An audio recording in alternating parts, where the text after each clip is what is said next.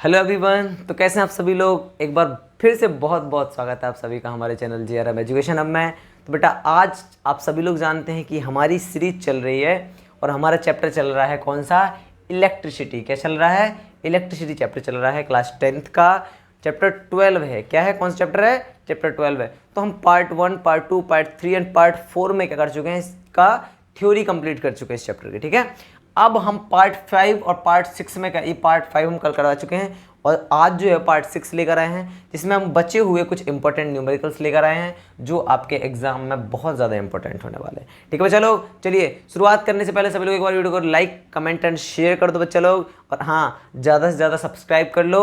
और जिन्होंने क्या कहते हैं प्रेस सब्सक्राइब करके क्या कहते हैं बेल आइकन को प्रेस नहीं किया है वो प्रेस कर देंगे, ताकि हमारी वीडियो के नोटिफिकेशन आप लोगों तक टाइम टू टाइम पहुंचते रहें। ठीक है चलो, चलिए शुरुआत करते हैं। शुरुआत करने से पहले सभी लोग एक बार थम्स अप कर देंगे और पेन कॉपी लेकर बैठ जाइए, क्योंकि हम बहुत इंपॉर्टेंट क्वेश्चन करने वाले हैं। क्योंकि बेटा पता है ना आपको, सॉल्यूशन आप दिमाग में नहीं कर सकते हैं, अच्छी बात है, कोई बात नहीं है, लेकिन आपके लिए इंपॉर्टेंट ये है कि आप नोटबुक लेकर बैठ जाएं, ताकि आप साथ के साथ सॉल्व करते रहें। इससे आपका क्या होगा, आपकी जो प्रैक्टिस बढ़ेगी। क्या बढ़ेगी बेटा, प्रैक्टिस बढ़ेगी। ठीक है चलिए शुरुआत करते हैं। तो शुरू करने से पहले सभी लोग एक बार थम्स अप करेंगे और कमेंट करके बताएंगे कि सर वीडियो के जो पार्ट 5 तक हैं वो लेक्चर एकदम फाड़ू लगे हैं। क्या लगे, एकदम फैंटाबुलस लगे हैं। ठीक है चलो, चलिए शुरू करें। चलो देखो पहला क्वेश्चन क्या कह रहा है, how can 3 resistors of resistance 2 ohm, 3 ohm and 6 ohm be connected to give a total resistance of 4 ohm दे रखा है ए में और बी ओम दे रखा है, बी दे रखा है 1 ओम। वो कह रहा है कि हमें क्या दे रखे, 3 रजिस्टर्स दे रखे हैं। कितने दे रखे बेटा, 3 रजिस्टर्स दे रखे हैं, जिसका रेजिस्टेंस कितना है, एक का 2 ओम है, एक का 3 ओम है और एक का 6 ओम है। 3 रेजिस्टेंस है। ठीक है, एक का 2 ओम, एक का 3 ओम और एक का 6 ओम दे रखा है। ठीक है चलो, चलिए वो कनेक्टेड है। ठीक है, और किस तरीके से, अब वो कह रहे हैं कि उसको इस तरीके से कनेक्ट आपको करना है। क्या करना है, आप इस तरीके से उन्हें कनेक्ट करें कि पहले आंसर उसका, ये जो आंसर आएगा उसका 4 आना चाहिए और बी बार में क्या आना चाहिए, उसका 1। एक बार उसका इस तरीके से इन तीनों को अरेंज करना है आपको कि आंसर क्या है, एक बार 4 आए और एक बार इन्हीं तीनों को इस तरीके से अरेंज करो कि क्या आना चाहिए, 1 ओम आना चाहिए। तो पहले ए की शुरुआत करते हैं, किसी करते हैं ए की। ठीक है, तो हमें पता है R1 कितना दे रखा है हमारा, R1 दे रखा है हमारा कितना बेटा, 2 ओम। कितना रखा है, 2 ओम। R2 दे रखा है हमारा कितना, R2 दे रखा है हमारा 3 ओम। कितने रखा है, 3 ओम। दिख रहा है सभी को। चलिए और क्या दे रखा है, R3 दे रखा है, कितने रखा है, R3 दे रखा है हमारा 6 ओम। कितने रखा है बेटा, 6 ओम।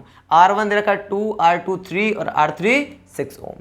इस तरीके से दे रखा है। ठीक है, अब हमें अरेंज करना है, क्या करना है, अरेंज करना है इस तरीके से कि आंसर क्या है, 4 ओम आए। क्या है, 4 ओम। तो करेंगे कैसे बच्चा, इसको क्या करेंगे आप नॉर्मली जोड़ के दे रहे हो, 6 3 9 और 2 11, तो ज़्यादा हो रहा है ना। तो आपको इस तरीके से अरेंज करना है कि क्या है, मैं आपको बताता हूँ किस तरीके से अरेंज करेंगे। आप R2 और R3 को मान लेते हैं, हम क्या करते हैं चलो R2 और R3 को हम पैरेलल में सॉल्व कर लेते हैं। क्या, पैरेलल में। ठीक है, लिख लेंगे इस तरीके से कि 1/RP जो है वो कैसे निकल रहा है, 1/R2 + 1/R3।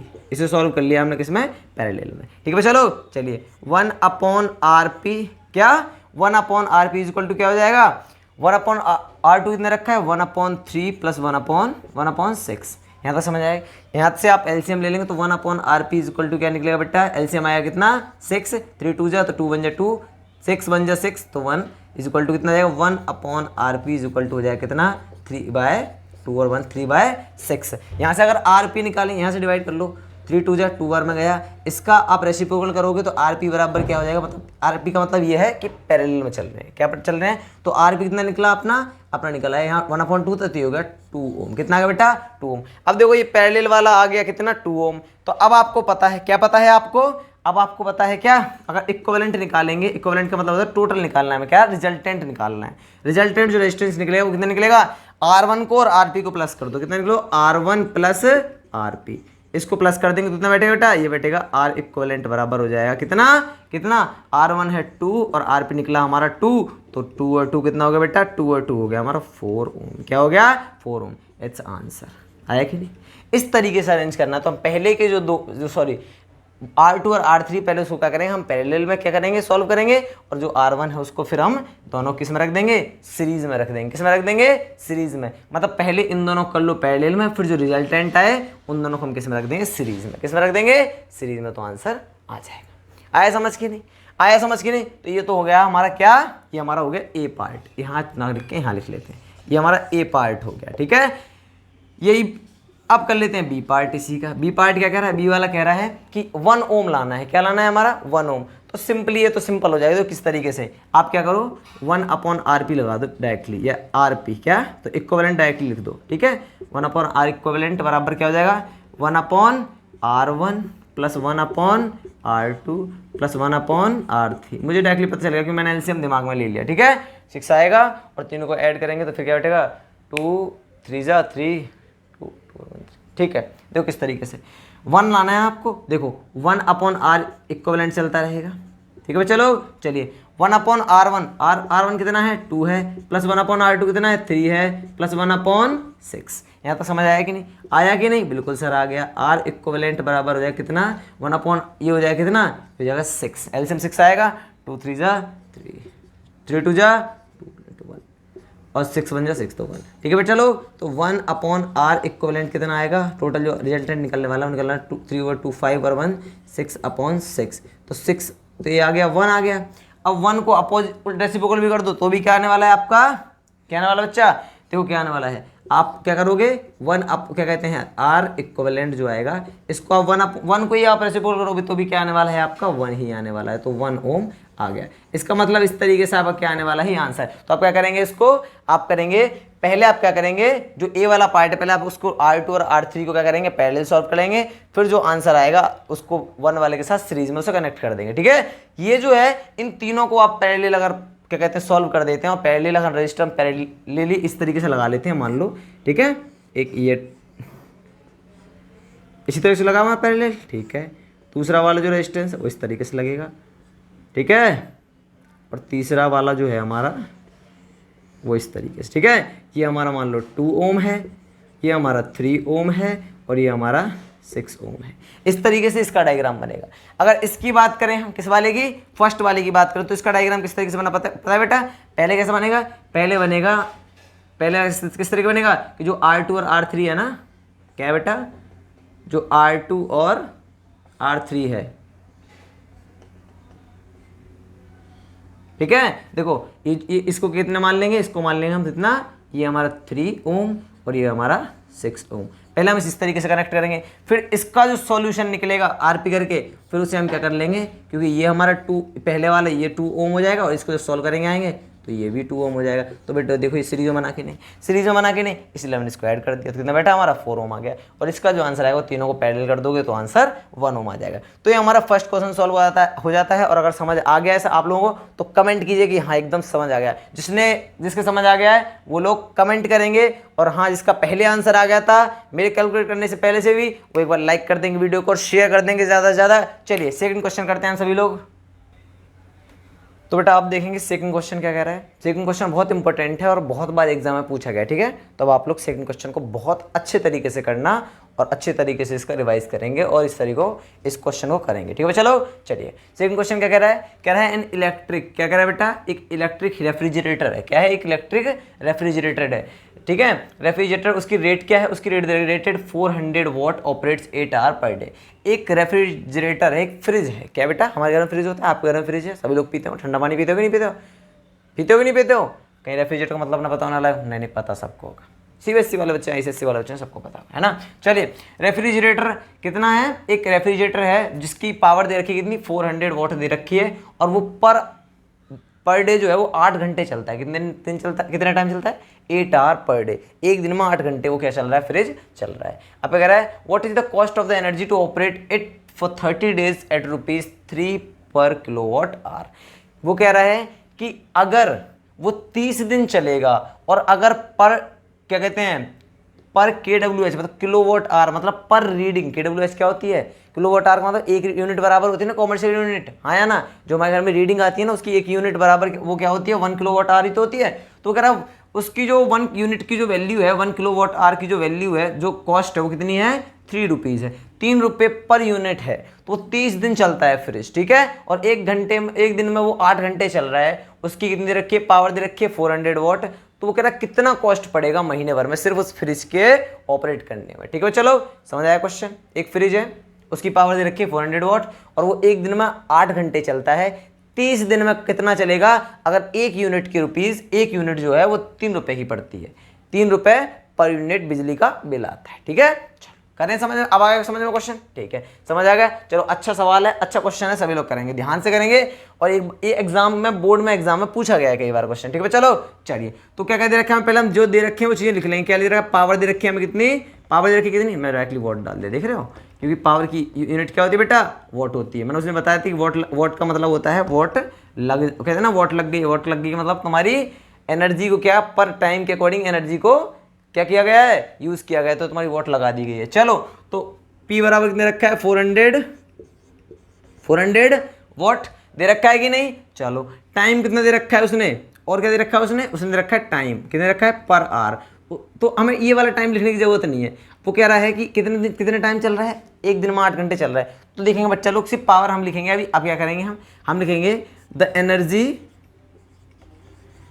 Energy consumed, total energy कितनी, जब एक दिन में वो कह रहा है 8 घंटे चल रहा है, 30 दिन में कितना चलेगा बच्चा लोग, कितना चलेगा। और उसकी पावर कितनी है, 400 वॉट, कितनी है बेटा, 400 वॉट। देखेंगे तो क्या करेंगे हम, the energy consumed by refrigerator,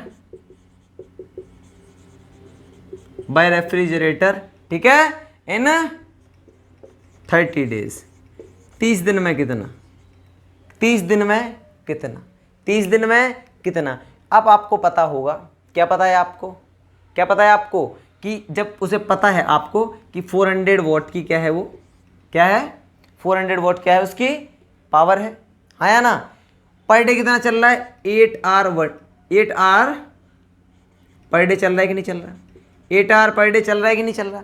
30 दिन की कैलकुलेट कर लो, कितने दिन की बेटा, 30 डेज की, 30 दिन की कैलकुलेट करेंगे हम। समझ आया कि नहीं बताओ तुम्हें, समझ आया कि नहीं, ठीक है। तो 30 दिन में से हमें एनर्जी निकालनी है, ठीक है। तो 30 दिन में क्या करोगे आप, डे से डे कैंसिल हो जाएगा, ठीक है।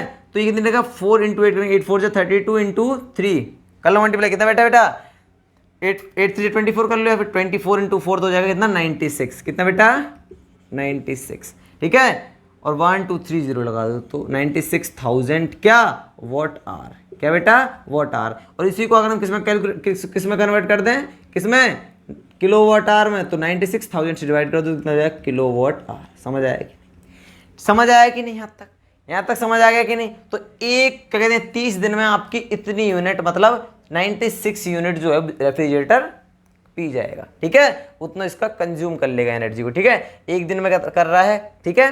तो टोटल कितनी है पावर इसकी, 400 वॉट है। और वो कह रहा है कि जब एक दिन में 8 घंटे चल रहा है, 30 दिन में, तो 1 डे का इतना इंटू 30 डेज, ठीक है। तो क्या निकला है आपका, 96 किलोवाट आवर निकला है। समझ आया कि नहीं, यहाँ तक समझ आया कि नहीं। अब वो क्या कह रहा है, अब देखो बेटा वो क्या कह रहा है, अब कह रहा है कि अब उसको क्या बतानी, कॉस्ट बतानी, क्या बतानी बेटा, कॉस्ट बतानी। तो यहाँ कर लें, चलो यहाँ कर लें कि नहीं, चलो कर लेते हैं सर, कॉस्ट बतानी है। तो क्या कह रहे हैं, टोटल लिख देंगे, क्या पूछा उसने, the cost of energy, the cost of energy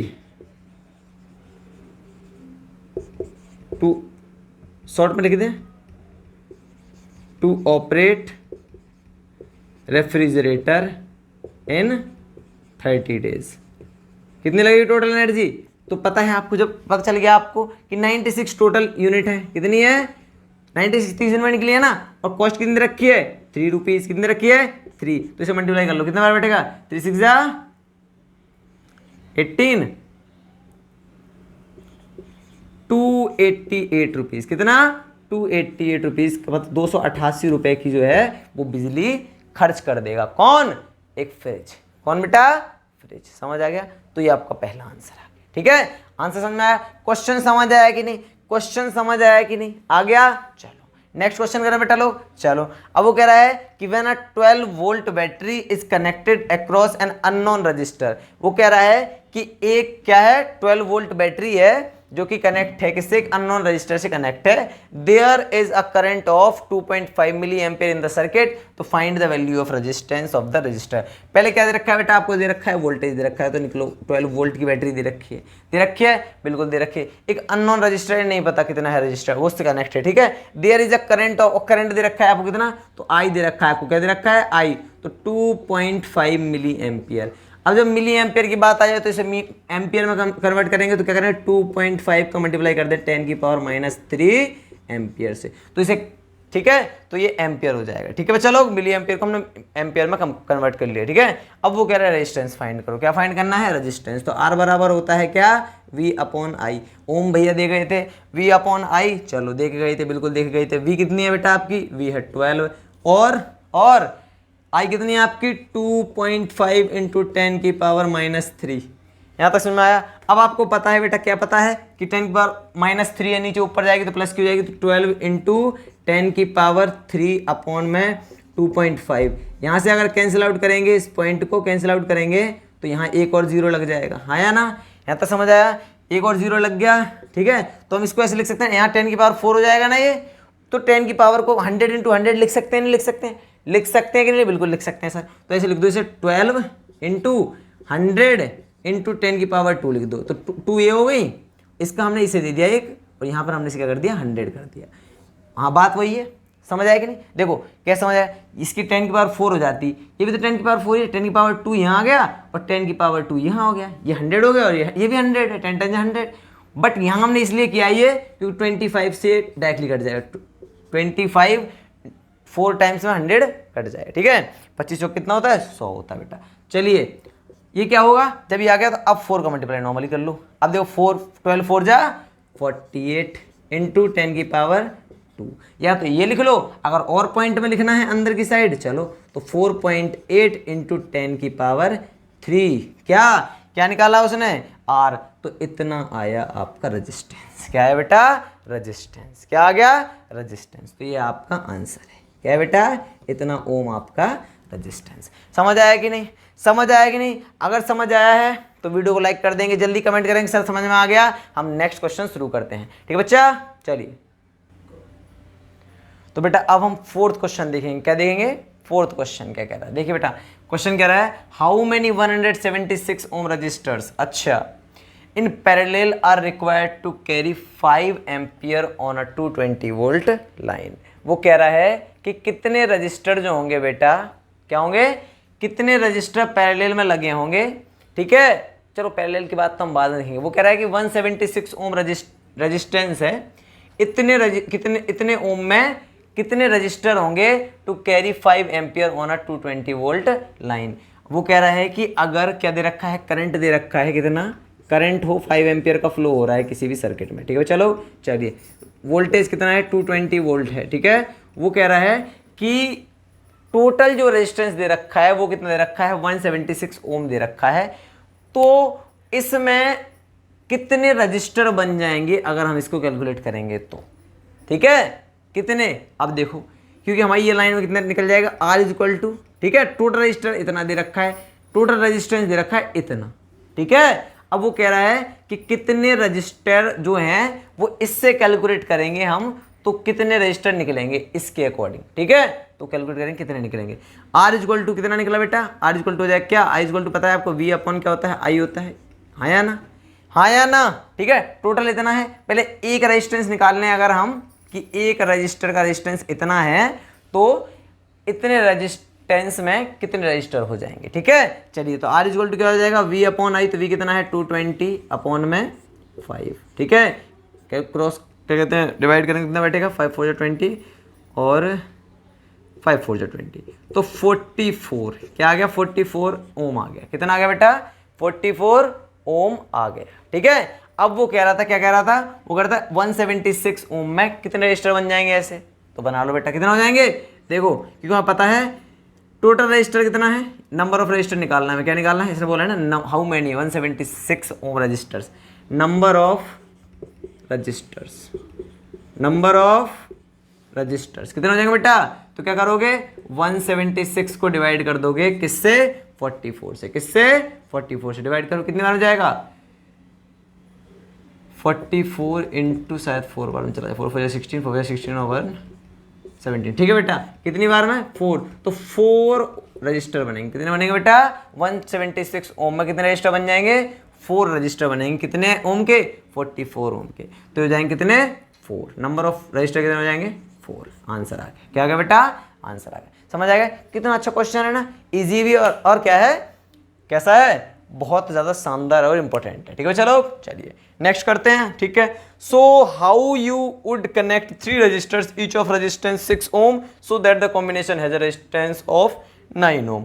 वो कह रहा है कि हम किस तरीके से रेजिस्टेंस को 3 रजिस्टर दे रखे हैं और तीनों का जो रेजिस्टेंस है वो कितने रखा है ईच का, मतलब प्रत्येक का कितने रखा है 6 ओम दे रखा है। ठीक है, तो 6 ओम 6 ओम 6 ओम, R1 भी 6, R2 भी 6 और R3 भी 6। ठीक है ना, वो कह रहा है इस तरीके से हमें कंबाइन करना है उनको कि हमारा रेजिस्टेंस कितना आना चाहिए 9 ओम आना चाहिए। कितना आना चाहिए बेटा 9 ओम। चेक करेंगे तो पहले हम डाल देंगे क्या R1 कितने रखा है 6 ओम, R2 भी कितना रखा है हमारा, R2 भी क्या दे रखा है, R2 बच्चों ने क्या दे रखा है हमारा बेटा क्या दे रखा है 6 ओम, और R3 भी क्या दे रखा है क्वेश्चन बेटा 6 ओम। ठीक है, क्योंकि तीनों कैसे हैं 6 ओम के हैं, तीनों R1 R2 R3 तीनों हो जाएंगे कितने के 6 ओम के। यहाँ तक समझ आया, यहाँ तक समझ आया कि नहीं, यहाँ तक समझ आया कि नहीं, आ गया। चलो आगे बढ़ते हैं। तो अब वो क्या कह रहा है हमें किस तरीके से कंबाइन करना है। अब एक बात बताओ 9 लाना है, क्या लाना है 9 लाना है, क्या लाना है बेटा 9। तो अगर इस तरीके से करें कि देखो R1 और R2 क्या कर लेते हैं हम, क्या कर लेते हैं पैरेलल सॉल्व कर लेते हैं। तो 1/RP इज इक्वल टू हो जाएगा 1/R1 प्लस 1/R2।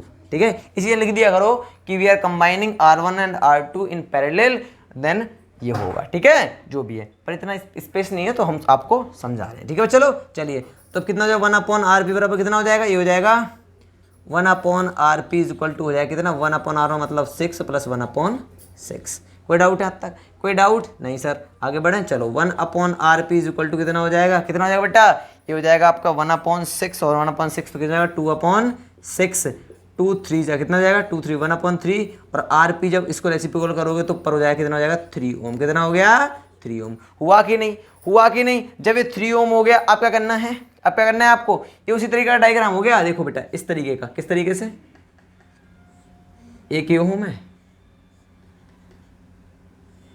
एक ही ओम है, और तीसरे को हमें लगा देना है इस तरीके से। ठीक है, ये भी 6 ओम है, ये भी 6 ओम है, और ये भी 6 ओम है। ठीक है, इन दोनों को हम पहले पैरेलल सॉल्व कर लेंगे, देन जब ये इससे कैलकुलेट करके तो ये सीरीज बन जाएगा, ये भी एक बन जाएगा, देन फर्स्ट वाला एंड सेकंड वाला दोनों किसमें हो जाएंगे सीरीज में। तो अब क्या करेंगे नाउ, अब क्या करने वाले हैं हम, अब करने वाले हैं किसको जो भी हमारा आरपी निकला है ना आरपी, तो आर इक्विवेलेंट कैसे निकलेगा, आर इक्विवेलेंट निकलेगा आरपी प्लस R3 कितना था R3, ये दोनों किसमें सीरीज में है कि नहीं है। जब मैंने कहा ये कंबाइन हो जाएंगे तो इस पता है डायग्राम कैसे बन जाएगा, ये बन जाएगा इस तरीके का।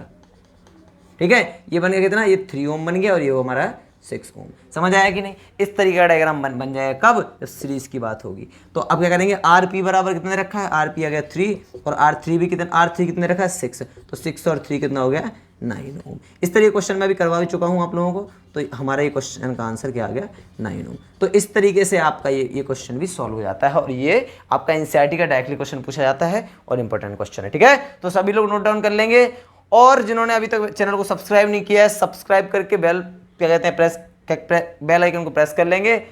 बोलना थोड़ा अटक जाते हैं। ठीक है, चलो कोई नहीं, पढ़ाई से मतलब है हमें। ठीक है, चैनल से मतलब नहीं है। चलो बच्चा लोग, नहीं मतलब तो है, कहीं आप अनसब्सक्राइब कर दो। ठीक है बच्चा लोग, चलो तो ये क्वेश्चन आपके 5 क्वेश्चन कंप्लीट हो गए, इंपॉर्टेंट क्वेश्चन है। और हाँ, जितना आप प्रैक्टिस करेंगे उतने ही ज़्यादा आपका क्या बढ़ेगा, आपकी मेमोरी पावर बढ़ेगी, और आपकी क्या होगी, आपका उतना अच्छा रिवीजन होगा ताकि आप अच्छा मार्क्स गेन कर पाएंगे। ठीक है बच्चा लोग, चलिए नेक्स्ट क्वेश्चन करते हैं 6। तो बेटा 6 क्वेश्चन करते हैं।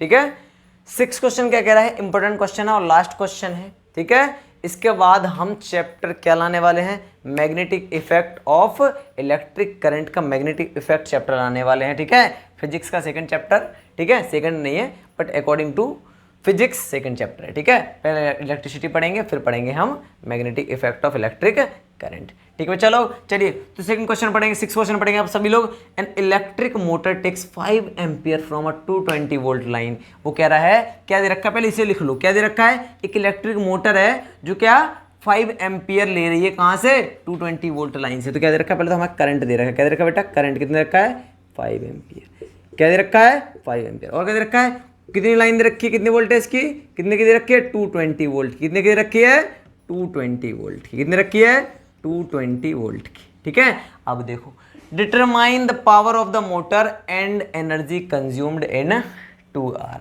अच्छा, determine the power of the motor and the energy consumed in 2 hour. पहले तो वो क्या कह रहा है, पहले निकालो क्या, पावर भी निकालनी है और क्या निकालनी है, एनर्जी भी निकालनी है। मतलब पी भी फाइंड करना है और एच भी फाइंड करना है। ठीक है, और क्या दे रखा है, दे क्या रखा है, टाइम दे रखा है कितना, 2 आवर। कितना रखा बेटा, 2 आवर दे रखा है कि नहीं, दे रखा है कि नहीं। Determine the power of the motor and the energy consumed in 2 hour. तो अब तुम देखो क्या क्या दे रखा है। अब 2 आवर को हम इस तरीके से कन्वर्ट कर सकते हैं, क्योंकि 2 आवर है तो हम इसे अगर कन्वर्ट करें तो 1 घंटे में होते हैं कितने, 3600 सेकंड। तो 2 घंटे में कितने हो जाएंगे, कितने, 7200। तो 7200 सेकेंड्स हो जाएंगे। हाँ या ना, ये क्लियर है बात, ये क्लियर है या बात या नहीं, ये बताओ, हाँ या ना। चलो अब देखो, यहाँ से क्या निकल जाएगा हमारा, यहाँ से अगर हम पावर निकालें, पहले क्या निकालें हम बेटा, पावर निकालें, तो हमें आर की जरूरत पड़ेगी नहीं पड़ेगी, बताओ, वी इंटू आई। तो पावर तो नॉर्मली निकल जाएगा हमारे वी इंटू आई। ठीक है, हाँ या ना। बस हीट के लिए हमें आर की जरूरत पड़ेगी, हीट के लिए तो पहले पावर निकाल लेते हैं, या आर, पहले आर निकालना है, चलो पहले आर निकाल लेते हैं। तो हमें आर वी दे रखा है और आई दे रखा है, तो क्या हो जाएगा, वी अपॉन आई। हाँ या ना, वी अपॉन आई, तो वी कितना रखा है, 220 अपॉन में 5 डिवाइड कर दो, कितना आएगा बेटा, ये आएगा आपका कितना, 5 4 जा 20, 5 4 जा 20, 5 4 जा 20। ठीक है, ठीक है, तो कितना है बेटा, ये आ गया आपका 44 ओम। कितना आ गया, 44 ओम। क्या आ गया, रेजिस्टेंस आ गया। क्या आ गया, रेजिस्टेंस, वी अपॉन आई से। अब आई भी पता है, आर भी पता है, वी भी पता है। अब आपको पावर निकालनी है और हीट निकालनी है। तो पावर का फॉर्मूला क्या होता है, पावर का फॉर्मूला होता है वी इंटू आई। होता है कि नहीं होता है, होता है कि नहीं होता है, सर बिल्कुल होता है। तो वी की वैल्यू कितनी दे रखी है, वी दे रखी है 220 इंटू आई कितना दे रखा है आपका, 5 दे रखा है। ठीक है, तो इसको मल्टीप्लाई कर लो, कितना बैठेगा, ठीक है, ये बैठेगा आपका 1100 वॉट। तो हमारा पावर तो निकला ही, पहला आंसर तो हमारा ये हो गया। ठीक है, पहला आंसर क्या है हमारा, 1100 वॉट हो गया। हाँ या ना, ये हो गया। अब क्या निकाला, अब उसने कहा हमें हीट निकालनी है। क्या निकालनी है, हीट। तो H बराबर फॉर्मूला क्या होता है आपका, फॉर्मूला होता है बेटा I² RT। होता है कि नहीं होता, होता है कि नहीं होता, I² RT होता है कि नहीं होता है। तो कमेंट ओपन करेंगे, सर ये फॉर्मूला होता है। हीट का फॉर्मूला I² RT। तो आई दे रखा है आपको कितना, आई दे रखा है 5, इसका स्क्वायर कर लेंगे। ठीक है, आर दे रखा है कितना, आर दे रखा है आपका 44 दे रखा है कि नहीं। ठीक है, टाइम कितना निकल के आया, टाइम निकल के आया आपका 7200। कितना निकला है, 7200। हाँ या ना, हाँ या ना, निकल गया बेटा, निकल गया। कुछ और गड़बड़, कुछ गड़बड़ तो नहीं हुई बेटा, देख लो। I² RT वी दे रखा है, आई इंटू टी, तो वी दे रखा है। ठीक है, वैसे हम यहाँ से भी निकाल सकते थे, हमें आर निकालने की ज़रूरत थी ही नहीं। हम अगर इसे V into I into T से भी निकाल सकते थे, डायरेक्टली निकाल सकते थे कि नहीं। वी को और आई को और टी को मल्टीप्लाई कर लेते डायरेक्टली, आर निकालने की ज़रूरत ही नहीं थी, तो भी हमारी हीट निकल आती। ठीक है, पर चलो कोई नहीं, टाइम दे रखा है तो हम क्या करेंगे, इसका मल्टीप्लाई कर लेंगे। 5 5 जो कितना हो गया, 25 इंटू 44 इंटू 7200। ठीक है, चलो चलो अब मल्टीप्लाई कर लो, इससे कितना बैठेगा, कितना बैठेगा बच्चा, तो 25 इंटू 44,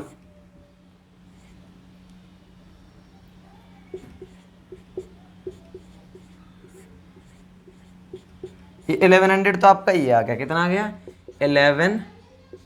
1100 इंटू 7200 मल्टीप्लाई कर लो। तो 11 इंटू 72 करो, कितना बैठेगा, 11 इंटू 72 कितना बैठा, 72 इंटू 72 2 7 2 9 और 7 792, कितना 792 और कितने 4 0 लगा दो, 1 2 3 4। ठीक है, अब इसको आपको चाहो तो ये आ गया आपका कितना, इतना आ गया जूल। क्या आ गया, इतना जूल आ गया। ठीक है, अब अगर आपको इस तरीके से अगर आपको पॉइंट लेना 1 2 3 4 5 6 ऐसे लिख दो, 7.9 इंटू 10 की पावर 6 क्या जूल। इतना आपका आ गया आंसर। क्या आ गया बेटा? ये आ गया आपका आंसर। तो ये इंपॉर्टेंट क्वेश्चन है। वैसे हम इसको H इक्वल टू हमारा एक और फॉर्मूला होता है, P इक्वल टू VI होता है ना, कहाँ गया V इंटू आई 1100, और V into I into T होता है एक फॉर्मूला। क्या होता है? तो वहाँ से भी अगर इसी क्वेश्चन को अगर दूसरे मेथड से भी करें तो क्वेश्चन हमने फालतू में R निकाल लिया, एक और मेथड से निकल जाता है। कैसे निकल आता है? क्योंकि अगर हमें पता होंगे ना फॉर्मूले तो हमें फिर आराम से हो जाए। क्या हो जाता है फॉर्मूला? देखो H इक्वल टू एक और फॉर्मूला होता है। क्या होता है? V into I into T होता है कि नहीं? एक तो आई स्क्वायर RT होता है और हीट बराबर V into I into T भी होता है। ठीक है, मैं इसीलिए सोच रहा था कौन से मेथड से करूँ, बट कोई नहीं, आपको दोनों से करवा देते हैं। तो V आपकी दे रखी कितनी? 220 कितनी रखी है? 220 इंटू आई कितना दे रखा है? आपका दे रखा है 5। कितने रखा है? 5। तो ठीक है, 220 इंटू 5 क्या था? 1100 आया था। ठीक है, और अब आपका टाइम कितने रखा है? टाइम दे रखा है 7200, 7200 दे रखा है। अब देखो इसका मल्टीप्लाई करोगे आप तो कितना बैठेगा? तो भी 1100 बैठेगा। और देखो हमने 25 इंटू 44 का मल्टीप्लाई किया तो भी 1100 बैठा था, और अब इसका कितना आ गया? ये भी 72। देखो वही आ गया ना, 1100 इंटू 7200, 1100 इंटू 7200। फालतू में इतना दिमाग लगा के ना आज निकाल ले, बट कोई नहीं, आपको समझ आएगा ना, दो तरीके से आंसर निकल सकता है। निकल सकता है कि नहीं? निकल सकता है कि नहीं? पावर भी अब निकल सकती है दो तरीके से, हाँ या ना? ठीक है, चलो 1100 इंटू 72 तो आप पता है कितना आ गया? 7.92 भी लिख लेना, 2 भी था। 7.92 इंटू 10 की पावर 6 जूल। देखो दोनों से एक ही आंसर आ गया। दो फॉर्मूले से आंसर करवा दिया आपको, खुश की नहीं? ठीक है, दोनों तरीके समझ में आ गया? सर बिल्कुल आ गया। तो ये आपका आंसर आ जाता है किसका? 6 क्वेश्चन का।